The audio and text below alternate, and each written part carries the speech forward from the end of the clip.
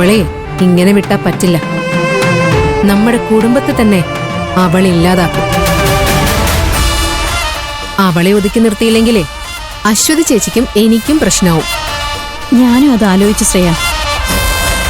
അതിനിപ്പോ നമുക്കെന്താ ചെയ്യാൻ പറ്റുക? ചേച്ചി തന്നെ ആലോചിക്കും. ഒരു വഴി തെളിയാതിരിക്കില്ല. നിങ്ങള് ഒരേ വീട്ടിൽ കഴിയുന്നവരല്ലേ? അവൾക്കെതിരെ യൂസ് ചെയ്യാൻ കിട്ടുന്ന ഒരവസരവും പാഴാക്കരുത്. ഞാനായിട്ടൊന്നും പറഞ്ഞു തരുന്നില്ല. ചേച്ചി ആലോചിച്ച് കണ്ടറിഞ്ഞ് ചെയ്യണം. ഓക്കെ ശ്രേയ, അവളെ ഈ വീട്ടിൽ നിന്ന് ഒഴിവാക്കണമെന്നാ ഇപ്പൊ എന്റെ ആഗ്രഹം. ബാലമാഷിന്റെയും ആകാശിന്റെയും സപ്പോർട്ട് അവൾക്കുള്ളിടത്തോളം കാലം ചേച്ചിയുടെ ആഗ്രഹം നടക്കില്ല.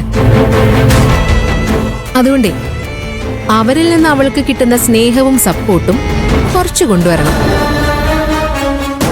സംശയത്തിന്റെ ഒരു കനൽ അവരുടെ മനസ്സിലേക്കും വരണം. മനസ്സിലായി ശ്രേയ. ഇനി ഒരവസരം എന്റെ മുന്നിലേക്ക് വന്നാ ഞാനത് യൂസ് ചെയ്തോളാം. ഓക്കെ ചേച്ചി.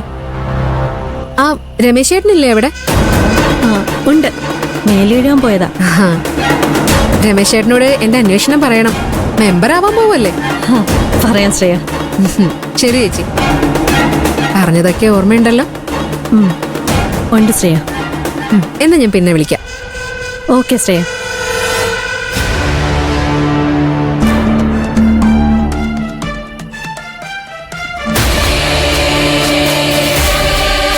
അച്ചുകുട്ടി,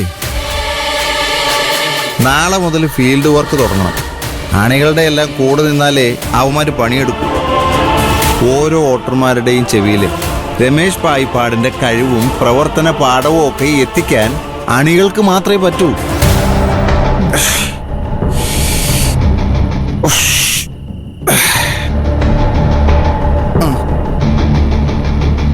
രമേശ് ചേട്ടൻ എന്താ ആലോചിക്കുന്നത്? ഇങ്ങനെയൊക്കെ ചെയ്യണമെങ്കിലേ കയ്യിൽ ഒരുപാട് ഗാന്ധിത്തലകൾ വേണ്ടിവരും. അവന്മാരുടെ വയറ് നിറയ്ക്കാൻ ബിരിയാണിയും പൊറോട്ടയും ചിക്കനും എന്നു വേണ്ട, അവന്മാർ പറയുന്ന എന്തും വാങ്ങിക്കൊടുക്കണം. അത് കഴിഞ്ഞ് വൈകുന്നേരം മദ്യവും. പാർട്ടി ഫണ്ട് കുറച്ച് കിട്ടും.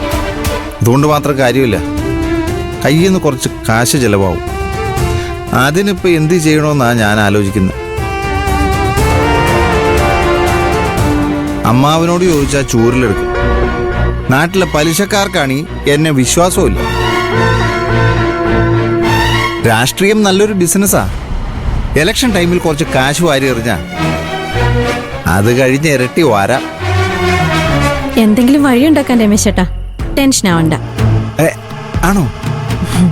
അച്ചക്കുട്ടി പറഞ്ഞ എനിക്ക് വിശ്വാസാ. അപ്പൊ എനിക്ക് സന്തോഷത്തോടെ ഉറങ്ങാം. അപ്പൊ ഗുഡ് നൈറ്റ്.